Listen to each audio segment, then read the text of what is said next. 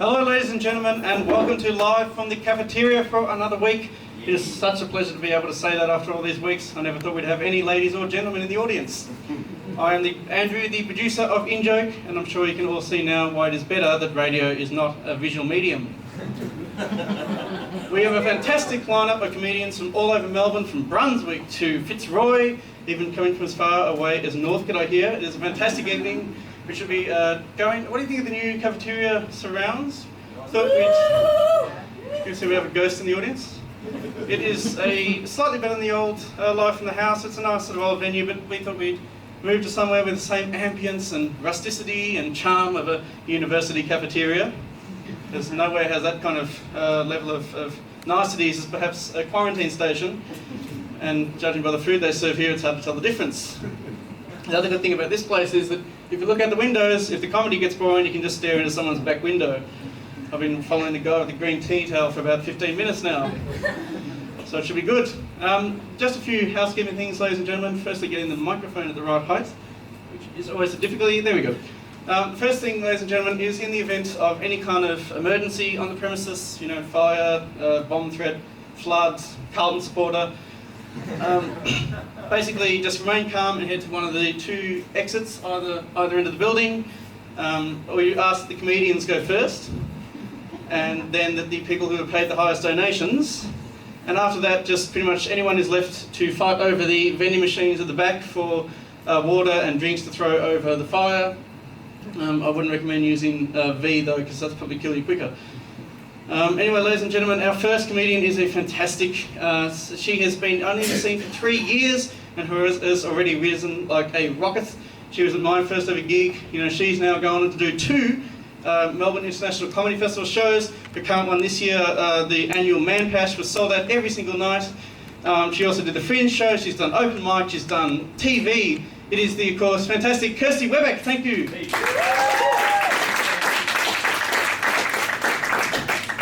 Oh, thank you. Thanks for having me.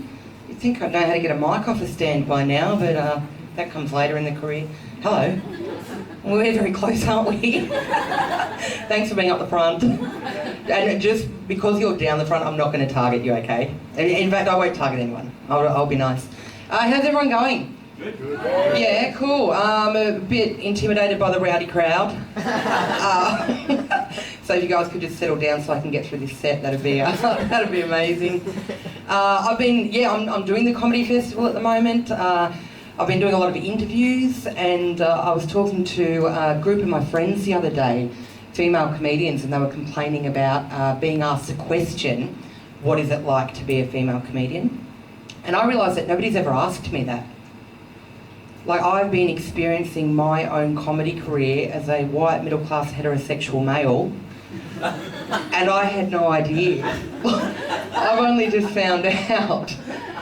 I was in the supermarket the other day, and a small child yelled out to me, "Hey, you look like a man." Because children are so shy, aren't they? You'd never say that, would you? To which I replied, "Could you please tell that to my boss so it's reflected in my pay?" It's lost on a 6-year-old though, isn't it? It's like, we're all big and tough when it comes to knocking a first grader down to size, you know, like, boom, take that little kid. Gave him a wedgie and stole his lunch money. Didn't, should have. I wouldn't do that. Would you do that? No, you wouldn't do that. I said I wasn't going to pick on you, didn't I? You look so nervous, I don't blame you. I'll turn my back to you, I'll just leave you alone for a little bit. Guys, I'm getting braces on my teeth, which is cool, because I was worried that I was getting too good looking. So, yeah, I've got to get braces on my teeth, and how I found out is that I was on a date a little while ago, and I was in the middle of a very boring story, no doubt, when this large whistle happened. There was this big whistle. And I was like, did that just come out of my face? And then I kept talking for a little bit longer, and then the whistle happened again. It was like, oh yeah, so I was at High Point the other day, and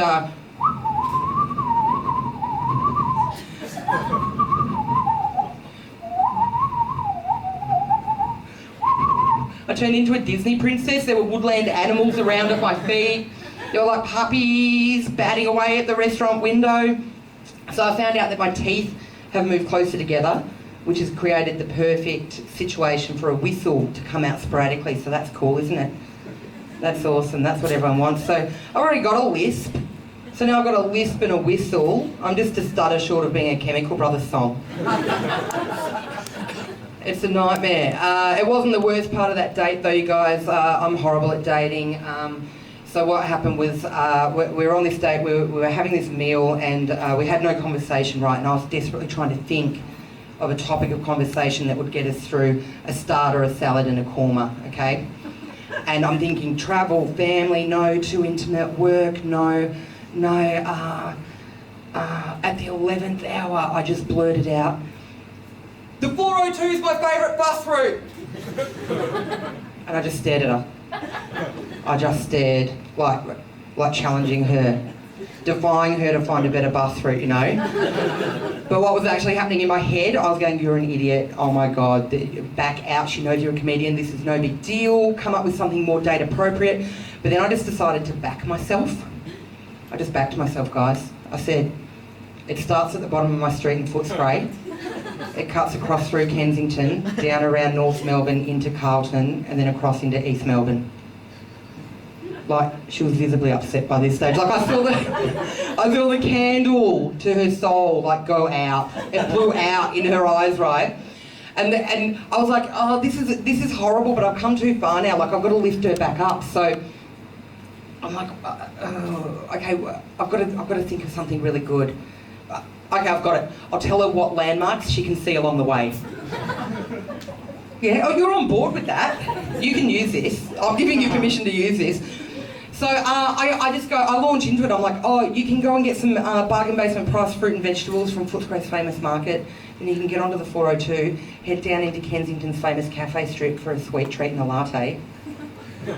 If you want something a little bit heartier, you can head around to the Town Hall Hotel and get yourself a delicious alcoholic beverage." I took her down to Cinema Nova, I took her across to the Melbourne Museum, I told her if she had a stomachache from the sweet treat back at Kensington, she could stay all the way till the end and get herself to the Epworth Hospital. You know, what a nightmare. And what ended up happening was she paid the bill really quickly, which I thought was very kind, right? I certainly wouldn't have paid the bill if I'd just been subjected to that. She paid the bill, wrapped it up all really, really quickly, and then she was out of there. All right, but no one panic, because we were in Carlton, which meant that we were just a 2-minute walk to the nearest 402 bus route, and it was just 10 minutes home for me. Thanks so much for having me here today, guys. You've been rad.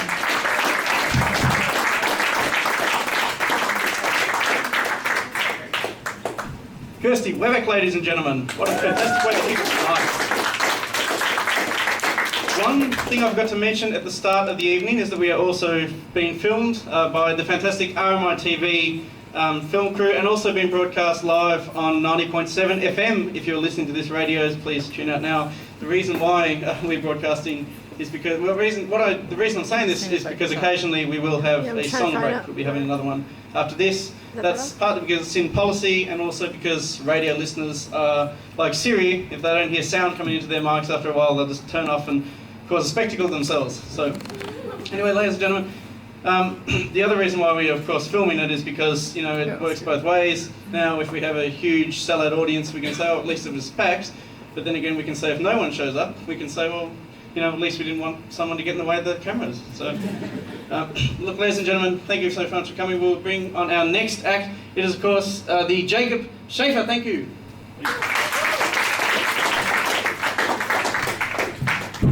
Oh, it is good to be here, very good to be here, being broadcast on radio.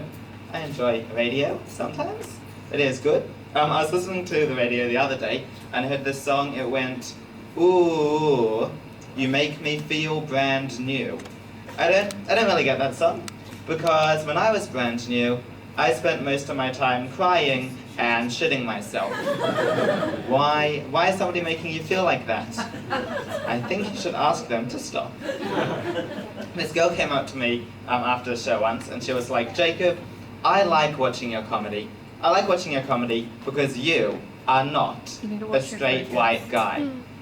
And I was like, "What do you think I am?" And she goes, "Oh, no, it's okay. You look a little bit ethnic." And that was great to hear. That was really great to hear. Because if you're a straight white guy and you don't succeed, it's because you messed up. Don't blame that on anyone else but yourself. Like, I just found out that I am not a straight white guy, and it is a huge burden off my shoulders. It's great.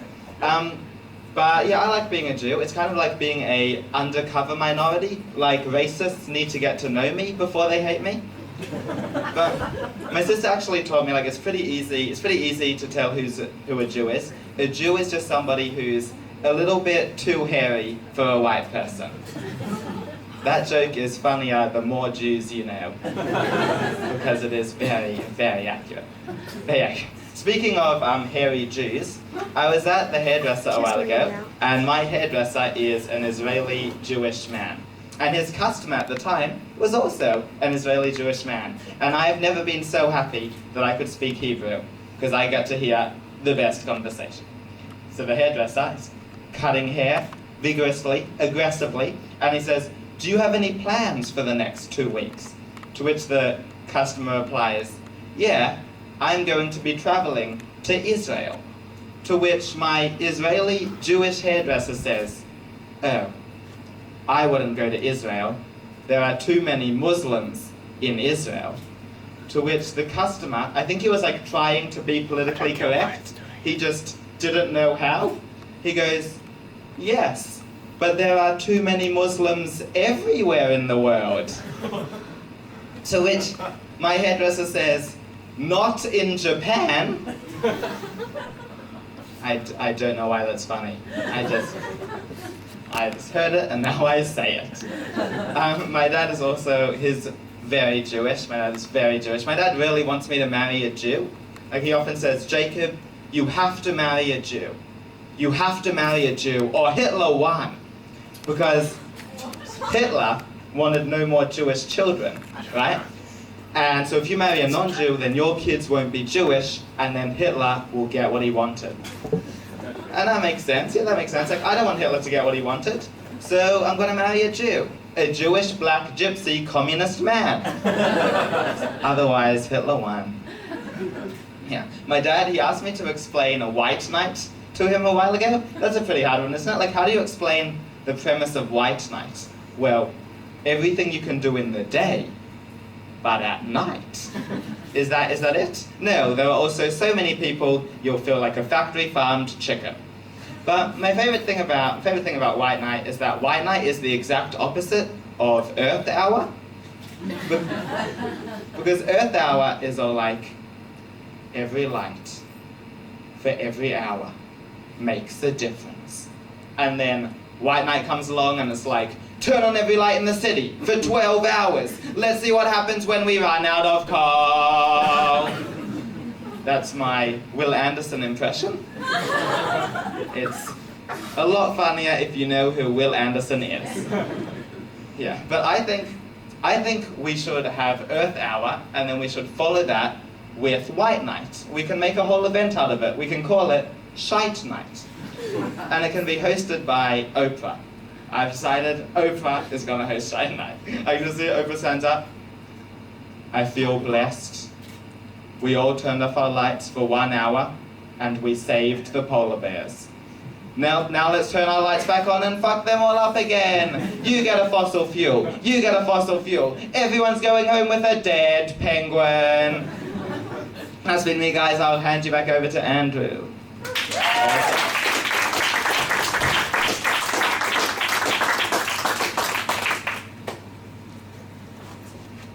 Ladies and gentlemen, that was Adam Safer. Thank you. Please have another round of applause for the second act of the night. I believe we'll go through a song now, so please just talk amongst yourselves. Try not to leave if you can avoid it. All the new exits are over there, but thank you. Stick around.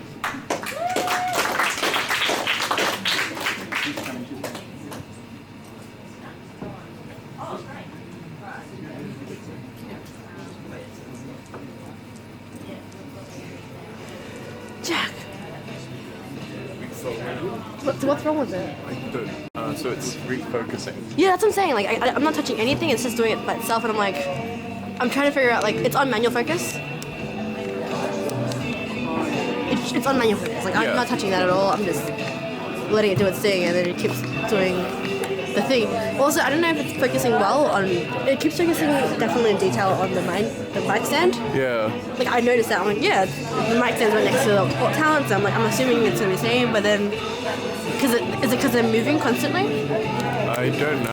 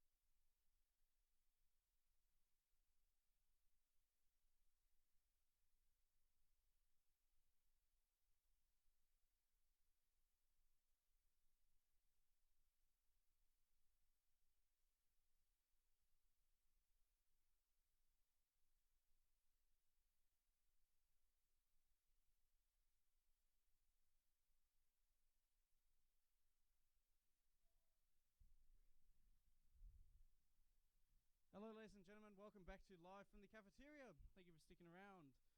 We've still got an enormous night of comedy ahead of you, 2 hours to be precise. I forgot to tell you also, with the song breaks, be careful when the song is coming down. There will be a countdown of about 10 seconds, like you just heard then. So when that happens, please make like musical chairs and run frantically back to your seats, which you did. So thank you for that.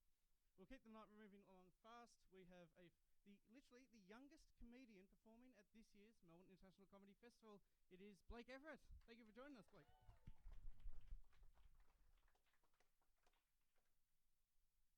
All right, hello, that's quite low, we'll bring that up. Hi, one of the youngest, also one of the tallest, so... Hi, I just want to start off by just saying a few observations. These aren't jokes, right, these are just observations.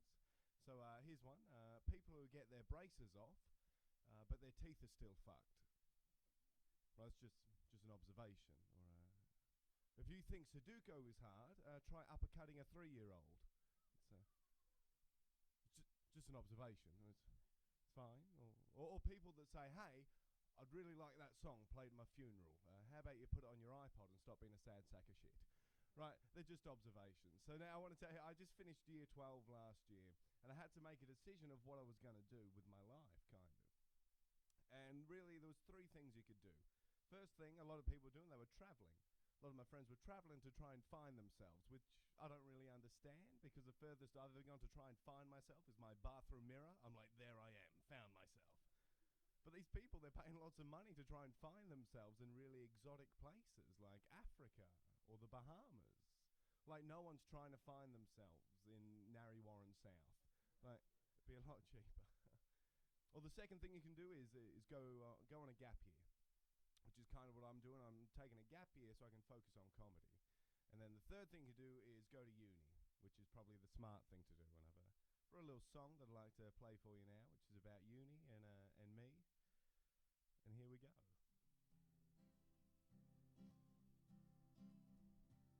Ashley's going to uni, doing a 3-year degree. She's doing something fancy like biochemistry. And Emily's going to uni, thinking she's real smart. She's living the vegan life, and of course she's studying art. Helena's going to uni, she wants to become a nurse.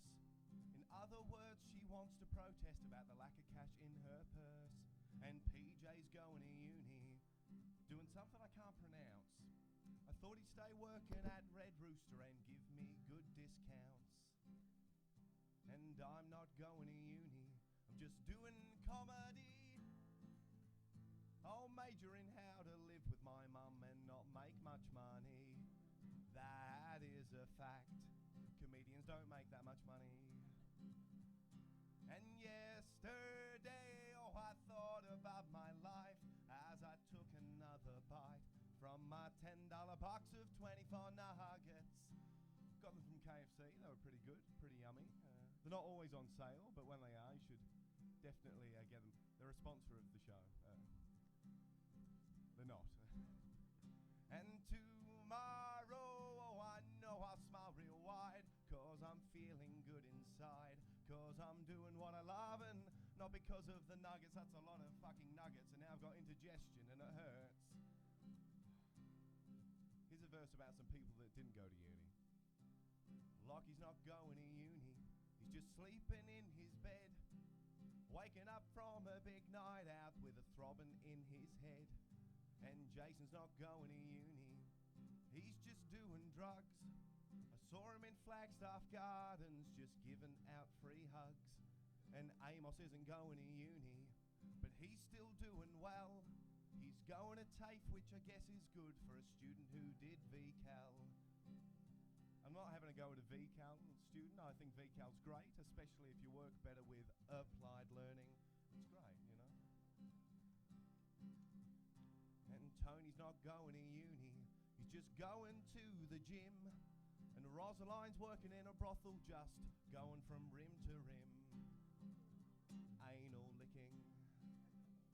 And I'm not going to uni, I'm just making people laugh. At least I'm not like David, he's living in the past. He's studying history at RMIT. Topical. And oh, I know that things could be worse. I could be living in Perth. That would be worse. And one whole year might seem a little long to fill with funny words and songs. And now I've said it out loud, I kind of think it is. I probably should have gone to uni, 'cause this might not work out. Why'd I have to be while I was singing this song that I started to have my doubts? I probably should have gone to uni, but now it is too late. I guess I'll just go home and vigorously master Kate, the tender blocks of 24 nuggets that I mentioned earlier. That's a great callback, and also I'll probably wank a lot. Thank you very much.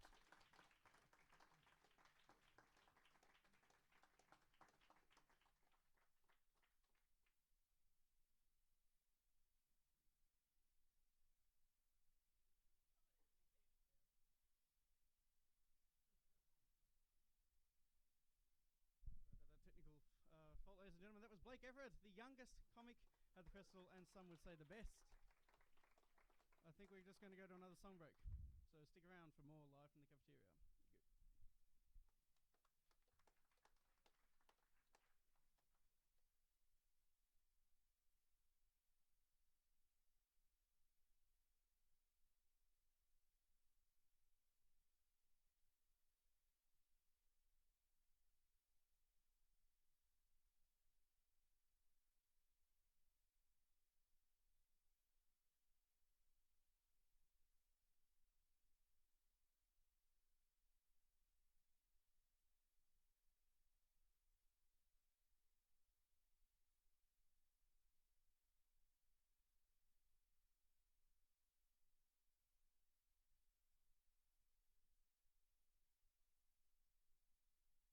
National Comics, and then this dickhead walks in. Great. How are you guys? Good? Good, yeah. Good. Having a great day, just checking out everyone before the All-Star Gala. What are you up to today? I'm just kind of chilling, keeping it real, and being constantly reminded that I'm not doing the gala tonight. Okay, so you're not doing the gala? No. Oh, you guys found out just now as well. No. Yeah, that really compounded the disappointment from before.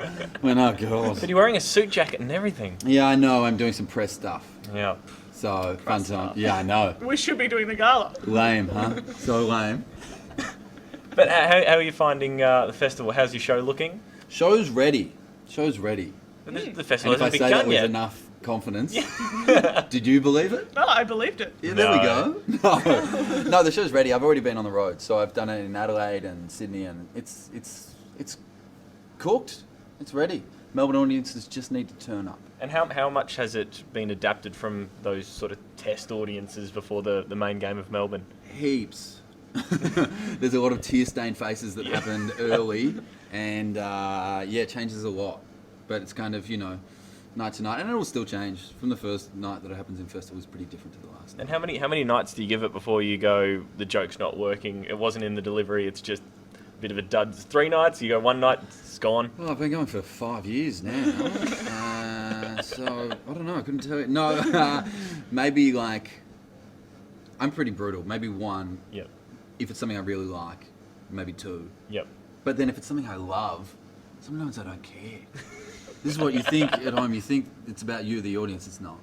It's definitely about the performer. No, if there's something I love, I'm like, I'll push on with it. Yep. But yeah, generally, it's pretty brutal cutting.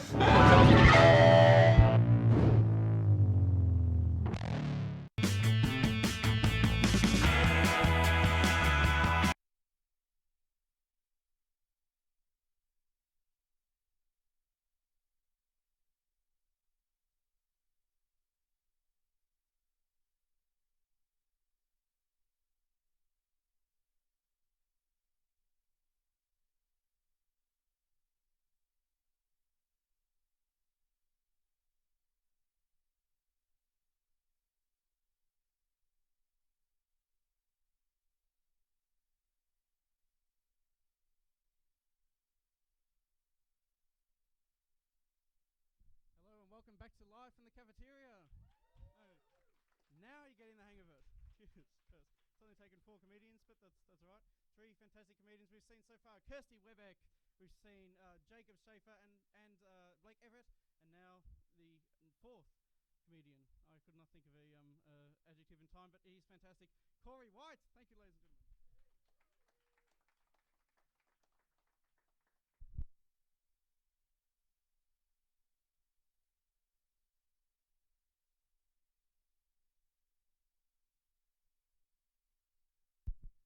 Hello, there was some slight technical difficulties there for the listeners, so this isn't pre-recorded, otherwise they would have edited it out.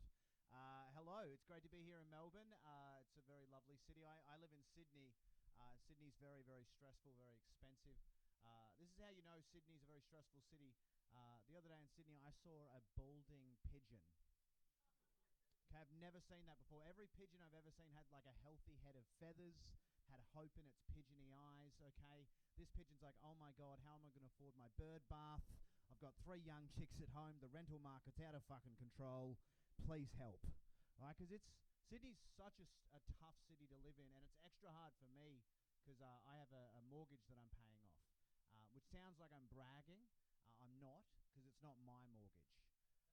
It's a stranger's mortgage that they've just outsourced to me. They call it renting. You guys might have heard of it. You basically pay for a house, but you don't keep it at the end.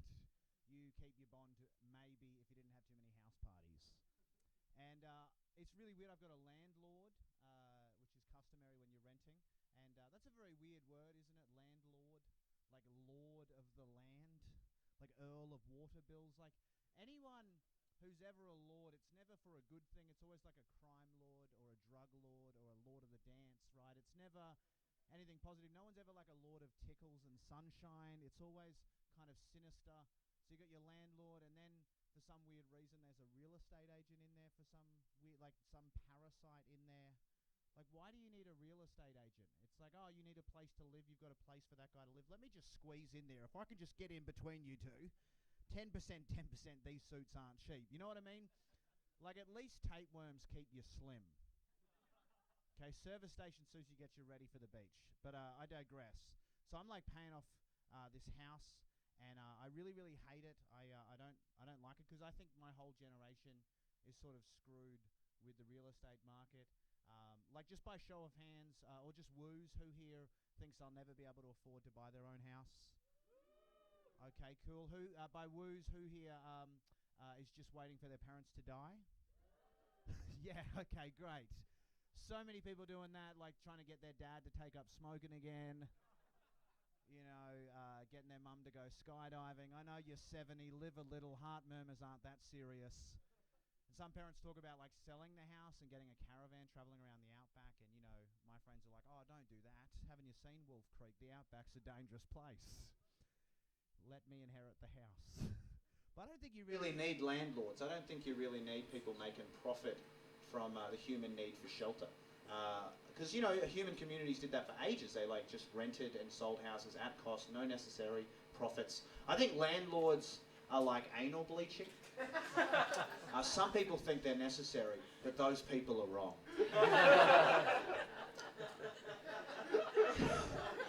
So I'm getting the vibe from you guys, you want me to talk about asylum seekers. That's what I'm feeling in my chakra. That's a big issue at the moment, and really it boils down to racism. It's like middle Australia is like they're brown, they don't speak English, no.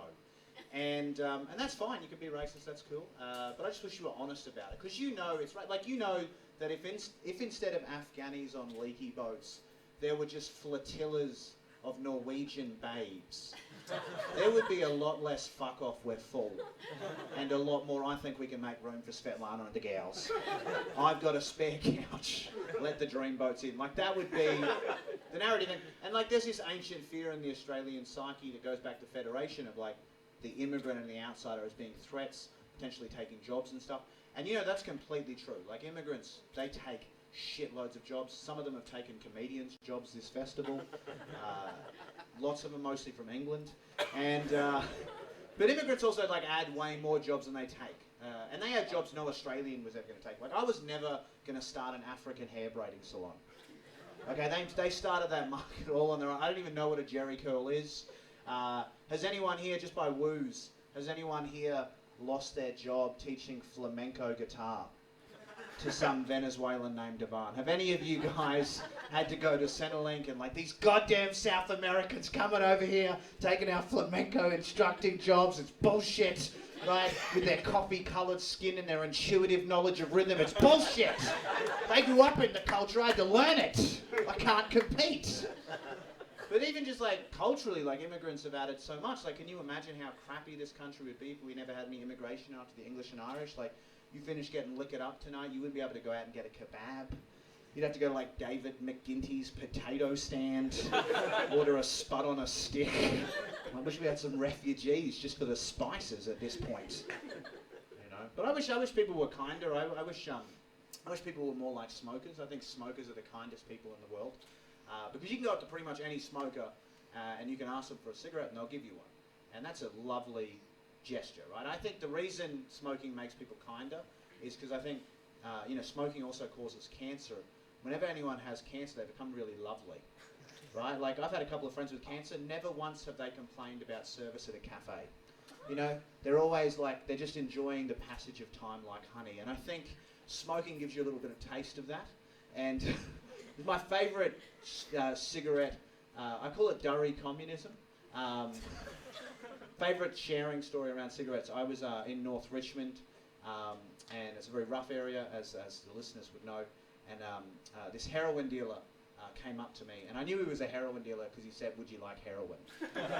And I'm pretty sure he wasn't working for the Australian Bureau of Statistics. Like, "Do you want heroin?" "Thank you, the government needs information." No, he had the heroin there, and he said, "Oh, would you like heroin?" I'm like, "Oh, I'm fine for heroin at the moment." And then he said, he followed that up with, "Can I pinch a cigarette off you?"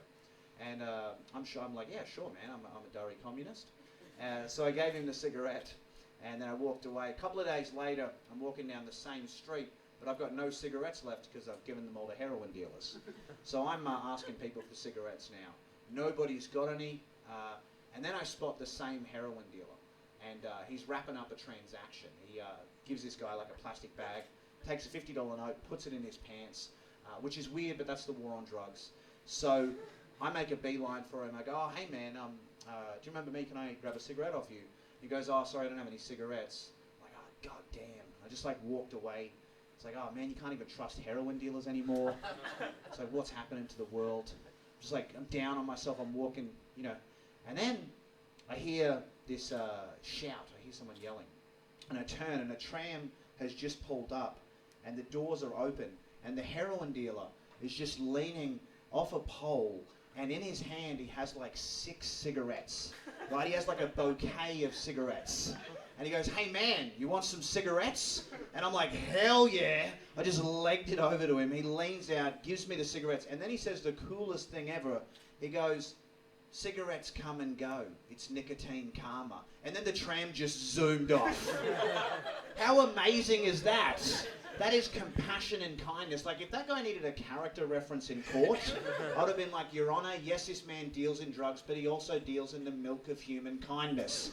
He is an asset to the community. Please let the Durry wizard go. Like, that was one of the most beautiful moments of my short, painful life. I should let you guys go, but I've been Corey White. Thank you very much for having me. Cheers.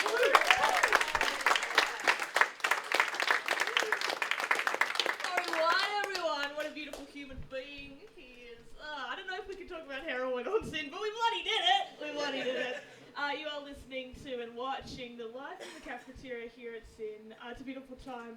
If you want to see what we look like and you're not in the audience, I am talking to the audience right now, so it's kind of weird, but if you're at home and you want to see what our beautiful faces look like, go onto our YouTube, In Joke Sin TV, you can see us. It's going to be great.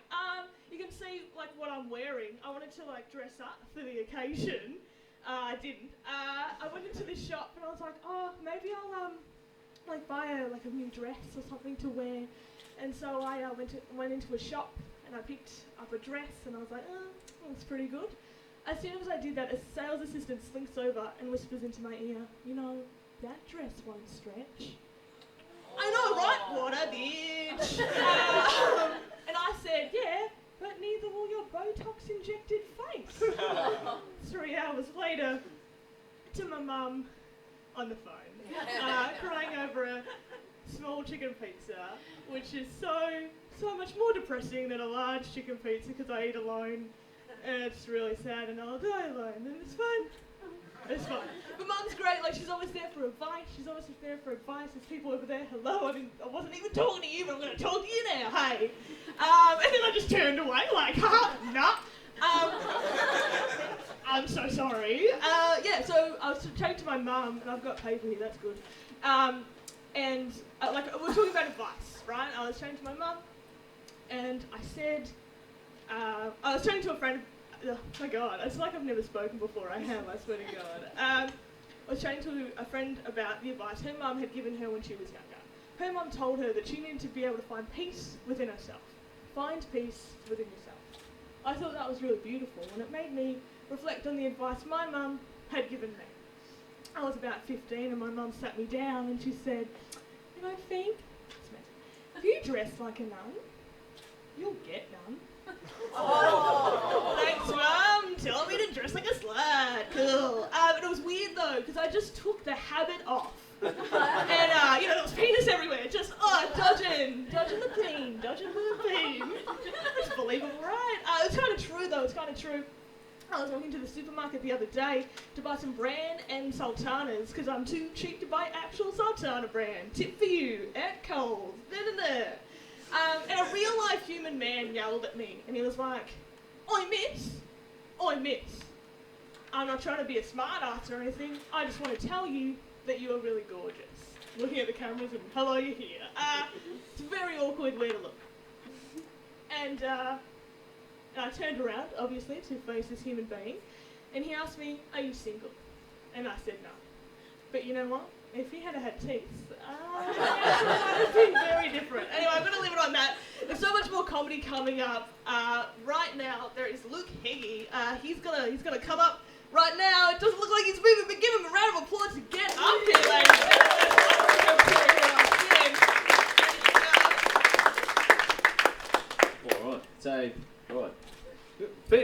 love their jobs. They're smug, aren't they? They say things like, "Oh, why don't you turn your hobby into your job, and then you'll be happy." No, that's brilliant if your hobby's fucking accounting.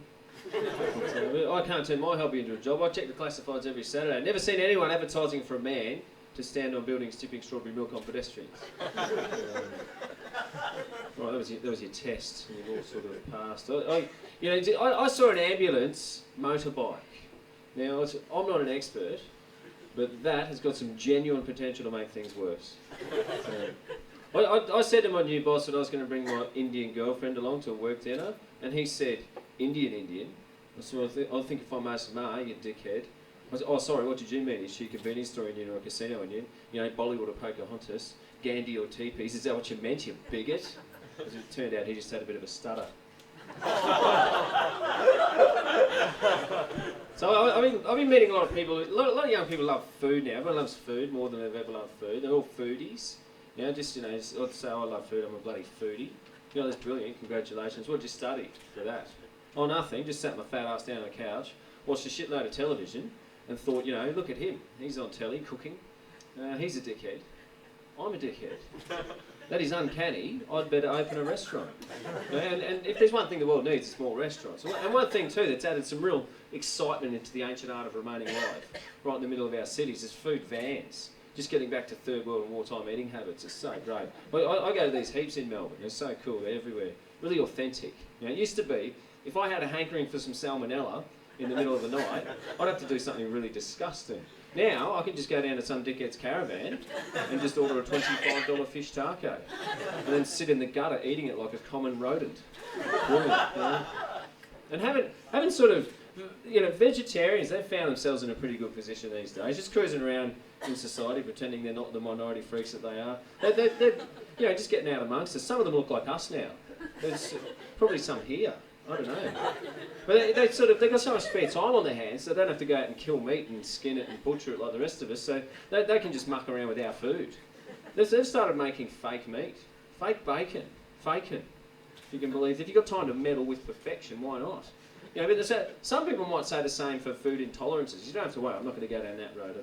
I think it's brilliant, food intolerances.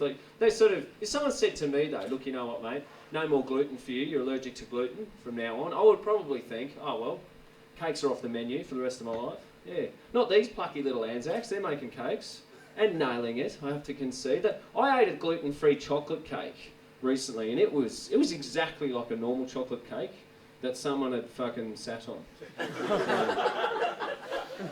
One thing, when vegetarians, it used to be, if you wanted to come out as a vegetarian, you'd have to hold a family meeting. It'd be touch and go if your dad was ever going to speak to you again. And if you had the audacity to order a vegetarian meal at a restaurant, chef would stop working, come out and have a look at you. And then he'd tell all the other staff to stop and go, that's a dickhead there, thinks he's better than the rest of us. And then they'd make you order the steak, chips and salad anyway, and just sort of make you pay for it, and then just drag the steak off the plate and leave your chips and salad swimming around in cow blood. You'd have to eat that. And to think you've gone from that to only 3 short decades of incessant whinging later, you're getting served first on a plane. What's happened there? That's brilliant. Everyone's vegetarian, is it? Is that what's happened? Okay, one thing that's gone really good too in this city is modern beer and trendy pubs. Beer's come real good. It used to be just for actual men, but now anyone can have it. And craft beer's really revolutionised this. They've managed to make beer taste like beer, except with a metal spoon dissolved into it. It's so great. I went into this really trendy bar, right, and there's these 2 pulled porks standing behind the bar. One of them's juggling, they're up to their chins in skivvy, and the other one was colouring in some poetry or something, and just contributing to society types. And I said, oh man, can I have a beer, thanks? And he said, look, just punch your order into that typewriter, that vintage typewriter on the bar there, and one of the staff will bring it out to you. So, oh really? Why don't you just pour me a beer right now, I'll fucking punch you. and they're all trying to make beer taste like something it's not. Too, they're all into this. They're like, oh, you should try, we're all brewers. We're apprentice brewers, we've got a master brewer, we brew on site. Got 23 different beers, none of them have labels, that's how good they are. But try this one, we've bottled it. It's called the Old School Lunch.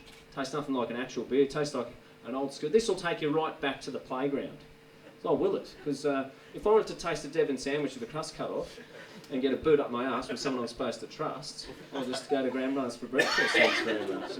Anyway, everyone's gone crazy for kids' food too. I went to my children's school, and this lunatic has approached me and said, look, there's no nuts at school anymore. I said, well, you're absolutely correct. Have a look at these little cream puffs. There's not a testicle between them. Some of them are skipping. What's happened? And they said, no, it's no nuts. Kids are allergic to nuts. Can't bring nuts. I said, oh, okay, well, it doesn't affect mine because they're not allergic to anything. They're normal. And they said, well, you know, after the first couple of incidents, they've come back and said, look, you're not complying. And to top this, one of the kids in your son's class allergic to dairy. So you're going to have to tell your children not to bring any nuts or dairy to school anymore. Well, am I? Well, maybe you're going to have to tell the pussy kids not to steal my kids' delicious muesli yogurt. Maybe if these unlikely little dork thugs, every time they steal something, they shit their pants and they can't breathe, they'll stop stealing. Theft will be eradicated in one generation. It's going to be amazing.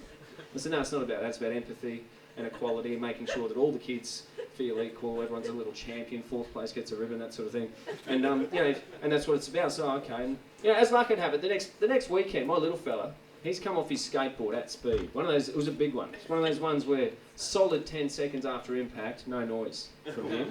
And as a parent, you watch this and think, oh, this is going to be fucking massive. And it was. It's really kicked off. And at the time, he wasn't wearing any shoes. He's ended up losing a little toe. It's horrible. It was disgusting too. I mean, not great for him, but pretty foul for me to look at. And I had to go into his school the next Monday morning with 23 sets of crutches, a pair of bolt cutters.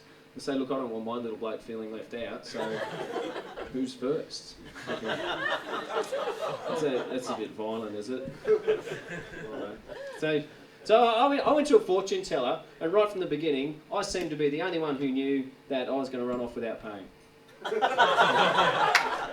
That's better. All right, I'm going to head off. Thanks very much for having me, Chief.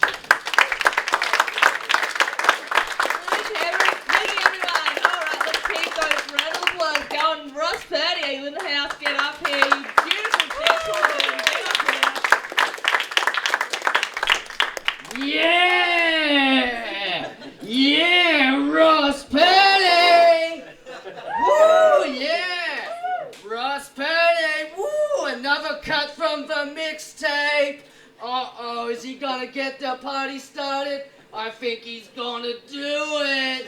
Oh, yeah! Political discourse in this country is incredibly volatile in these trying times. Oh, yeah! Let's do this! Yeah, thanks, guys. I've taken to starting all my sets like how most rappers start their songs.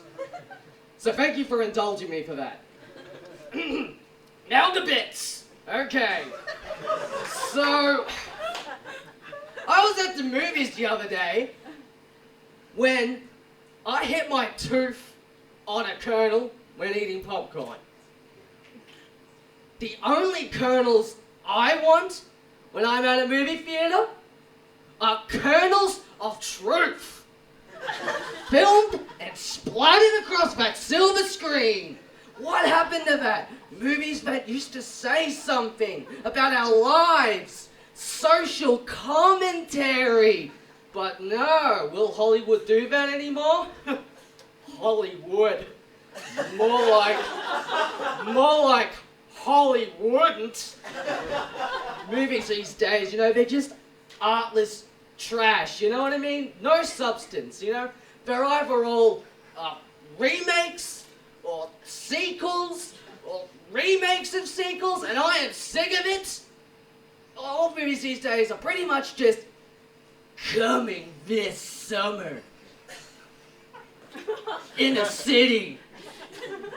In a world. In a universe. In a dimension. In a parallel dimension.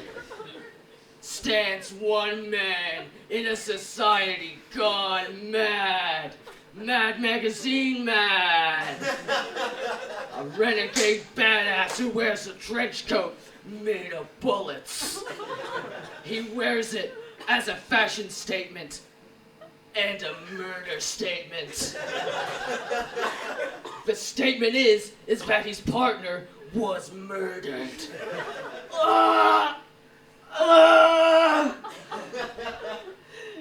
Damn! I had 14 years away from retirement. And now comes the revenge, coming at you like two cars chasing each other down a highway. Oh no, look at them, they're chasing each other. Oh no, they've collided into each other. The two cars have exploded. Now it's explosions racing each other. The explosions are racing each other. And what's that over there in the corner?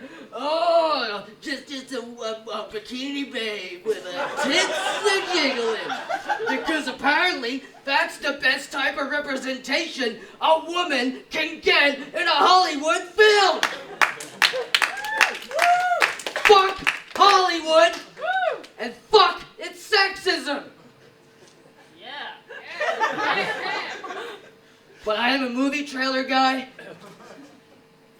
I have to pitch you the movie. I have to leave like my anti-sexism agenda out of this.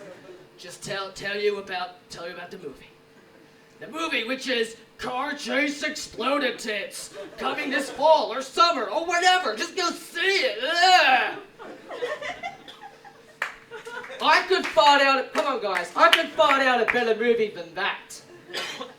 I'm just waiting for someone to bankroll me so I can write, direct, star, produce, and edit that fight. And I would call it Garden State. You know what? Leave them wanting more. Thank you, ladies and gentlemen.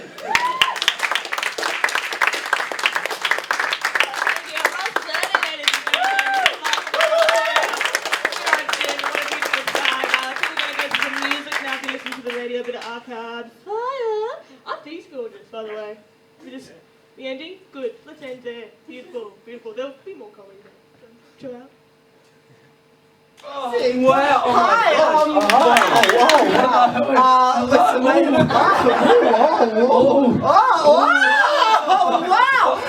Hi, I'm Mark. This is Broden. Wow, hello. What's your name? Justin. Wow, Justin. Wow, that's amazing. Just in time. Hi, Justin. Where are you from? Melbourne. Whoa, very trendy. Wow, that's so trendy, Justin. Justin, what do you do? Uni. Oh, wow, you gotta get those bloody books in me, sir. Thank you, I'd like to learn. And do you have any brothers? Two. Oh, what's their names? Andrew and Christopher.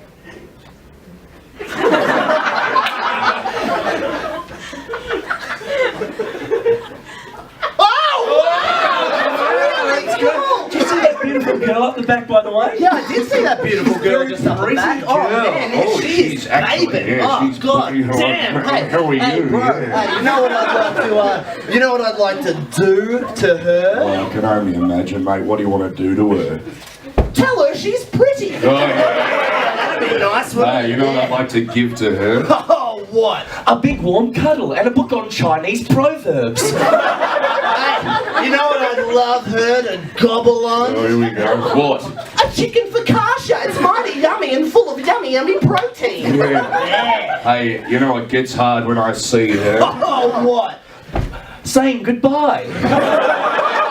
Hey, you know what I'd like to shove inside of her? Oh, what? Belief in herself. You know what I'd like to whip out and show her? Oh, what? The views of Melbourne, the cafes, the bars, and those hidden laneways. Hey, you know what I'd like to spray all over her face? Oh, what? Sunscreen, and I'm gonna get a nasty melanoma. Hey, you know what I'd like to rest on her forehead? Oh, what? My balls! My balls is the answer. Texts from your parents. Text messages from your parents. Texts from your parents. Text messages from your parents. Mark, when you this message ring back. Texts from your parents. Text messages from your parents. Broden, when you think ye home for dinner tonight. Texts from your parents. Text messages from your parents. Have. Texts from your parents. Text messages from your parents. Hey Broden, here is a beautiful photo of your new cousin Finn. Love, Dad. Hi Dad. What photo? Text from your parents. Text messages from your parents. Hey Mark, I got some bad news. Your father and I have decided to split. I know this may come as a shock to you, but it hasn't been working out for a very long time. I'm sorry to let you know via text, but I want you and your brother to know that we love you very, very much. Please, please call me back when you get this. I love you so mooch. Dickhead, text from your parents.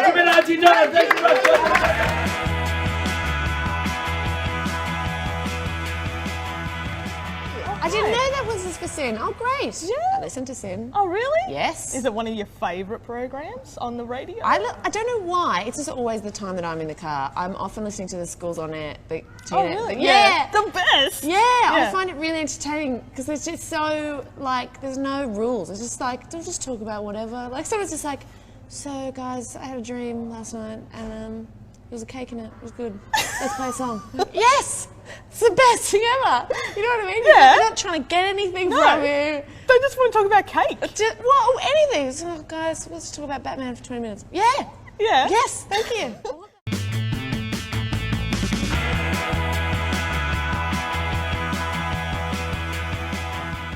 Are you, like, how are you feeling with the gala? You've done it a few times. Does it kind of get easier, or is it ever difficult for you? It's always difficult. Yeah? I don't know any comedian that looks forward to it. It's Yeah. It's nerve-wracking. It comes round every year. If you look, it comes round every year. You're not always invited, but luckily I have been. And you only get to do 4 minutes. Now, often people go, 4 minutes, is that easy or is that hard? It's actually hard because you really need to belt it out. You can't, and if you go wrong, then you haven't got time to get it back. Yeah. So you can't be feeling your way. You just you've got to set it in your mind what you're going to do, deliver, and hope for the best. Yeah. So in that respect, and it's a big audience. It's important for ticket sales. It's important for Oxfam that they get a great show, and you don't want to let them down. And so you are putting yourself under a lot of pressure. Yeah. However, putting yourself under pressure is not going to help. So you have to work out little ways of talking yourself into a very positive mindset. Right. And for me, that's when I'm on stage doing the sound check, which we've just done. I will just get a sense of where I am and put that into my mind. And then later I'll be visualizing myself with a full audience so that it's not a shock when I walk out on stage.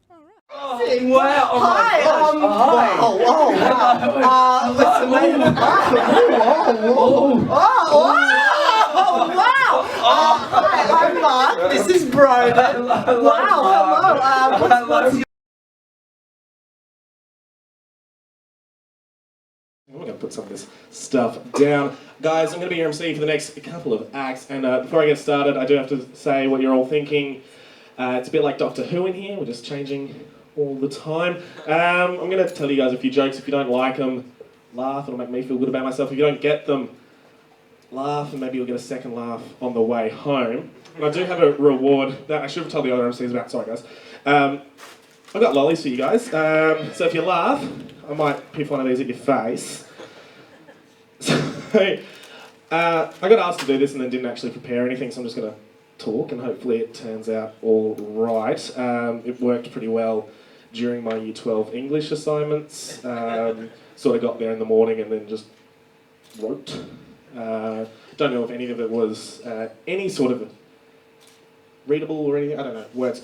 But I'm going to tell you a story about my work, because I work at a karaoke bar, and I know what you're thinking, fucking awesome job. And with a shirt like this, radio listeners, you're really going to enjoy this joke. With a shirt like this, how could I not? But there was this guy in, and he comes up to me and he says, mate, I want to do a song. I said to him, like, well, you're in luck, this is a karaoke bar, I can sort you out with one of those. What song do you want to do? And he's like, I want to do Celine Dion. And I'm like, bold choice for a 6'4" rugby player, cool. He's like, yeah, no, my mates are here, it's my Bucks night. And I'm like, all right, cool. He says, I've got a plan. And I'm like, all right, mate, what's your plan? He's like, I'm not going to tell you. I'm just going to set this up, and when I say, we're going to go. I'm like, all right, cool. So a couple of hours pass. He's like, right, mate, I'm ready. So he walks up onto stage, and the song starts. You all know the one. It's the one from Titanic. He sings the first verse normal. I'm like, all right, this is cool. You're actually not doing completely shit at this song like I was expecting. And he turns around, like he's facing the wall, and then he pulls out a Leonardo DiCaprio mask, and then just wears it for the rest of the song, and everyone loses their fucking mind. Because they're all just like, I wasn't expecting to see Leo singing Celine Dion. It was a very entertaining little performance there. And I've now done it every night that I've worked since, because nobody actually finds me funny, apparently. But as I said, I've got lollies for you guys. I'm going to throw some of these out before we get our next act on. I don't know how to do this, so I'm just going to... Sorry to whoever has to clean that up. Scavenge. Cool. Let's not Hunger Games this, guys. I don't think it's in our insurance to, like, pay for murder. But I'm going to get up our next act. Joseph Green is going to come up and do a little bit of jokes for you. Hopefully he's funnier than I am. So, come on up, mate.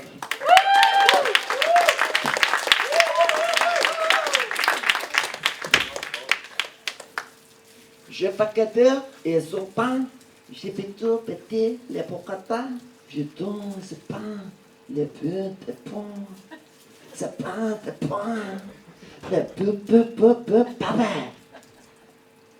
That usually kills with people who speak gibberish. It means I want to make love in a field of lavenders with Ross Purdy.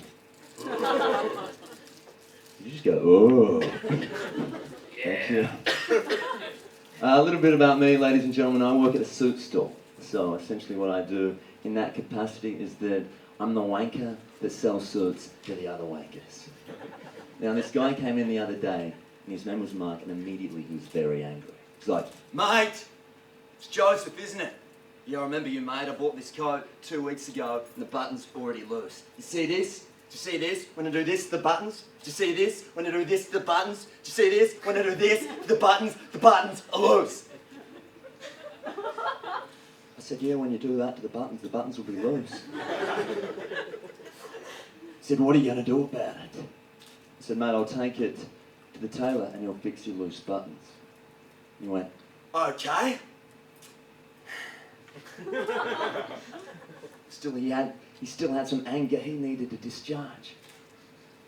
I said, mate, somebody will give you a call in a couple of days when it's ready to collect. And he said, why won't it be you, mate? I said, if you must know, I only work here a couple of days a week. He said, what else do you do with yourself? I said, actually, I do a little bit of stand-up comedy. He's like, what the fuck? Say something funny, you dickhead. I was a little bit nervous, so I took a deep breath, and I said, belly button? He said, what the fuck did you just say? So I said, say it more confidently, Joseph. So I took a step forward, and I said, belly button! And the first time I said belly button, it had the subtext of, please don't hurt me. The second time I said belly button was the first time anyone's used the phrase belly button with the subtext of, back the fuck up, boom. Belly button. I said, mate, I don't think that's very funny. I said, mate, you tune into Sin Radio this Sunday night. You're going to open with a perfect impersonation of you, and that shit is going to kill. With a lovely audience. I like to hang around at cafes in Melbourne, have a chai latte as you do when you're a douchebag. And this soy chai latte came out the other day. I picked it up and I said to my mate, this is just a cup with warmed up milk in it. He said, you should say something. So I took it to the barista and I said, mate, this is just a cup with warmed up milk in it. And he went, yeah, that's a chai latte. I went, oh shit. My local barista has been fucking up my chai lattes just the way I like it. If that doesn't convince you I'm a douchebag, ladies and gentlemen, I'm also a male yoga teacher. Now, I haven't been doing it very long, but I feel like a bit of a douche every time I do, because essentially all I do and all say, and feel free to join in, Okay, guys, close your eyes. Inhale deep. And hold it there. And exhale. And that's it. And after the class, ladies be coming up to me like, oh my God, Joseph. That breathing, that was amazing. Like, really? I reckon you would have nailed it without me. One lady was lingering by the heart chakra crystals. And she went, Joseph, are you a spiritual person? I said, aren't we all? She went, oh my.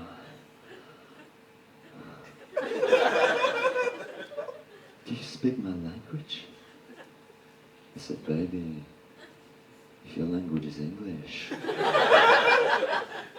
we're already doing it.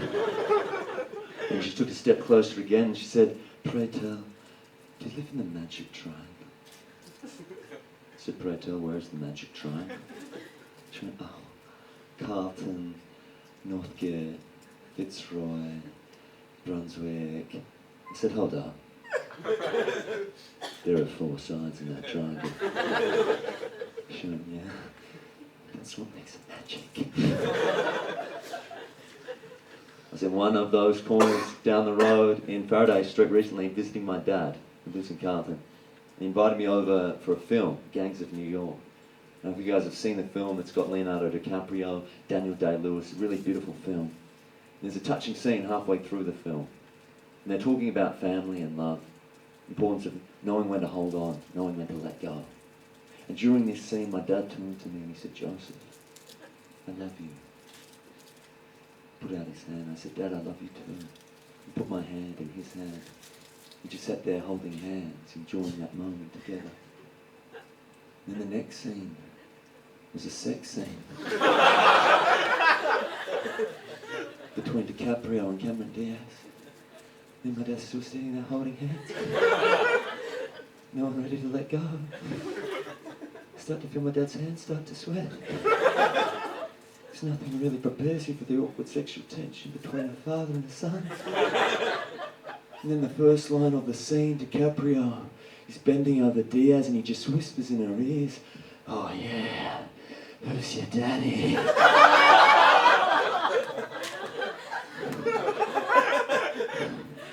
My dad squeezes my hand.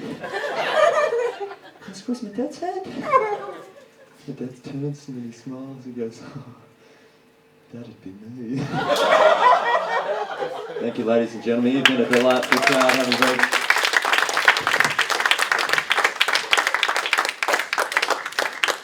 Ladies and gentlemen, Joseph Green. Pretty sure that's the first time we've had incest on Sin. I'm going to keep moving on. We're going to get our next act. I'm going to get Rohan Gunju up for a bit of a set. Come on up, mate.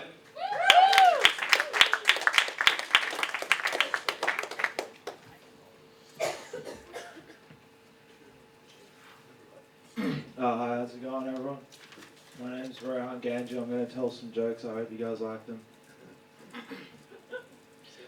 So I wrote a self-help book about how to fake erections. It's called It's Not As Hard As It Looks. What is the worst part about shitting yourself in the shower? When they take away your gym membership. Oh no, wait, I can't do that joke. Sinner, My doctor told me I have the body of a 70-year-old. And I was like, dude, you need to stay out of my freezer.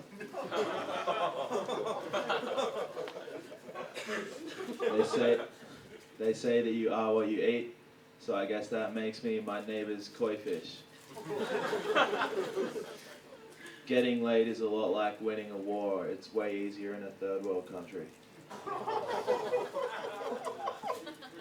The police get called to your birthday party when you're 16, it means you had a sick party. If the police get called to your birthday party when you're 6, it means that you hired the wrong magician. I was thinking about quitting smoking, but then I figured it would be easier just to quit walking upstairs. I had a threesome with a chicken and an egg, and I'm not sure which one came first. Do you ever wonder if everyone who works in a lemonade factory is just making the best out of the bad situation? Stole a bike from my 10-year-old neighbor to teach him that the universe is a cruel, unfeeling place filled with random misery, but also because he had a dope bike. My World Vision sponsor kid died.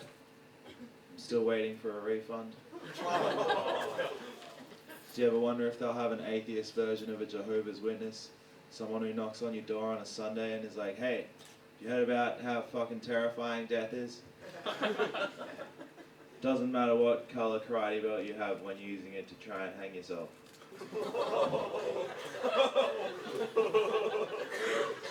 Pleasing a woman is a lot like playing a video game. You just have to know which buttons to press, and then you get your older brother in to finish off the hard bit. My life is a lot like that show, Two Broke Girls, because it sucks and I hate it. Sometimes I wonder if my dad's proud of me, but then I remember that I'm an amateur comedian.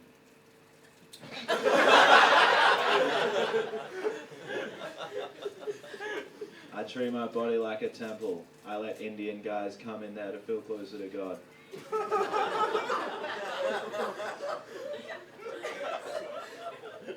The best time to find out you're adopted is right after you had sex with your mum.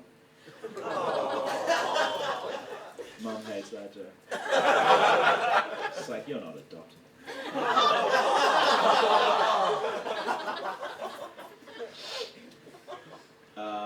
I'm really against public breastfeeding because the baby's face blocks my view of the titty.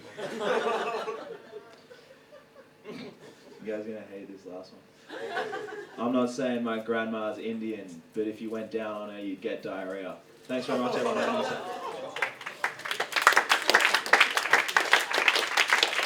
Ladies and gentlemen, one more time for Ro. And I think that's 2 from 2 on the incest joke count. We're going to go to a song now, but stay tuned to Live from the Cafeteria, only on In-Joke.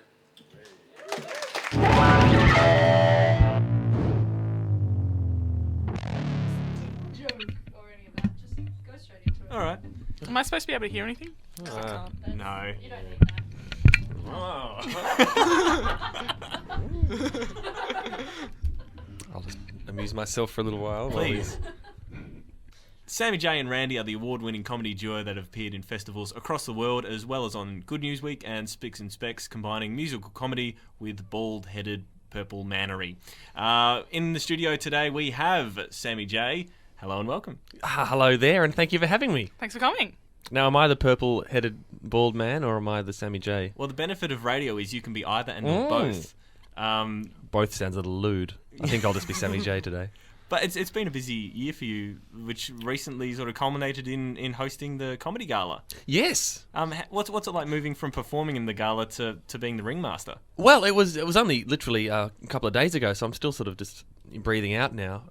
But it was great fun. It was actually, in a weird old way, less pressure than it has been doing little spots in the past. Because when you're hosting, you get to come out again and again and again, and so you sort of feel like even if they hate you at the start, you'll win them over by the end.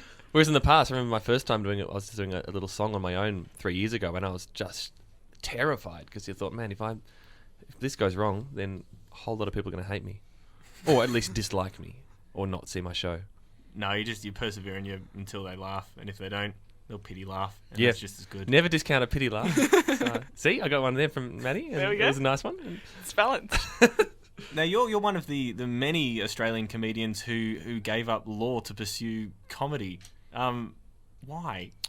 Well, it's I like to sort of put out the myth that I was a successful law student who turned my back on it, to pursue comedy. The reality is that I never really should have done law in the first place. I was pretty poor at it. I distracted everyone in the class by telling jokes. And one of the primary reasons I picked law was that I was a huge fan of Sean McAuliffe and DGen and all these people you refer to. So I'm not really part of the tradition. I was more observing the tradition. And so I can't really put myself in that list. But, over time, there's sort of, I think people, you say it out loud enough, and a lot of people think I finished my law degree, like most of those guys who did, and many of whom practiced, like Sean McAuliffe. But no, I can't claim that. I lasted 2.5 years through a 5-year degree, battling by on 51%. I would love to think that there is one person listening at home going, I want to be a famous comedian, that's it, I'm going to work hard and get into law at Melbourne Uni so that, I can host the gala at some point. Well, they would be carrying on the fine tradition started by myself, because, yes, it was literally that. I knew that all these people had done it, and the law reviews were a huge attraction to me, this sketch comedy idea that went back to, to Monty Python and this, and I just got a better score than I was expecting to at the end of school, and I was basically showing off, and there was no good reason for me to do it. And all my friends from the law school who are now earning far more than me and are in very high-flying legal jobs. But how many of them get to hang out with a puppet? Well, depends what you think of judges in this bloody legal system, eh? But no, I have no regrets. It's certainly a great fun job. Well, in 2006 at the Comedy Festival, you debuted with Sammy J 55-minute national tour, and it proved quite a successful show. How was that for a debut show? Well, it was. I remember I was in a room, a basement down Duckboard Place, just off Little Flinders Lane, and it held 45 people, and that was very daunting. But it started to sell out, and that was nice. And when you 45 seats, you sort of. It's all very much friends and family supporting you for the first 2 weeks. Then after that, you're on your own. And that was the most exciting thing. And when suddenly a few faces were in the audience who I didn't recognise. And and then it won a little award, which was cool. And it was the first full hour show I'd done, which, when you start off just doing 5-minute spots all over town and stuff. And so to do a full hour, you're really terrified that you'll just run dry at like 38 minutes. And, I'd never spoken out loud for a whole hour, let alone sung songs and stuff. But that was cool because I was sort of trying. I had a few video segments in it, and there was a storyline, which was the first time I tried something like that. So I think it sort of, pitched my. I was going to say pitched my tent. That sounds. Is that what you put your flagpole? What is it? You're the most experienced one here. You can come up with whatever you like. Okay, I got an erection. I know the feeling. Yes.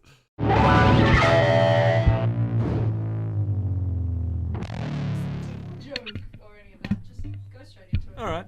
Am I supposed to be able to hear anything? No. You don't need that.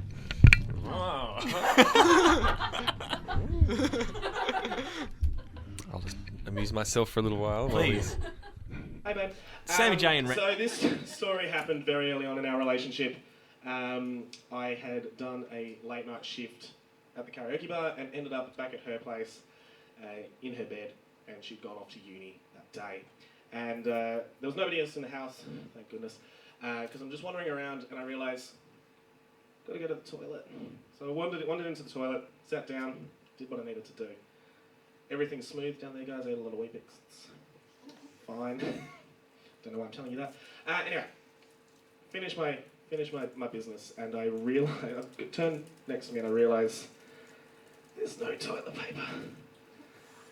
And I go, what am I going to do? I'm in somebody else's house. I've known this girl all of about 3 weeks, and I'm about to just be stuck in her toilet for 6 hours. So I look around the bathroom and I'm like, what is there to use? There was a shower there, and I'm like, I'm not using that. Someone's going to have to clean that up, and it's not going to be me, and it's not how you make friends. So I'm looking around this bathroom and I'm like, I've got nothing to use here. So I daringly poke my head out the door. Still no one home, thank goodness. So I do a little bit of a penguin waddle, because my pants are around my ankles. It's one of these ones. Looking for paper towel, tissues, literally anything to clean up the mess that I've made. And there's nothing. So I'm like, what am I going to do now? I look up the hallway, I'm like, it's too risky. Like, I'm not wandering up the hallway, because I knew there were tissues in other parts of the house, but I'm not wandering up the hallway. This is going to end badly. Anyway, long story short, head back to the bathroom, and I notice there's a plastic bag there. And I see that I've got my underpants on the ground. I take a deep breath, swallow my pride, and realise what I'm about to have to do. So I take these underpants in my hand and go like, I'm so sorry. You've served me valiantly. See you on the other side, guys. So I, nice and deep, one big wipe, get it all out of the way, shove it in the plastic bag, and move on.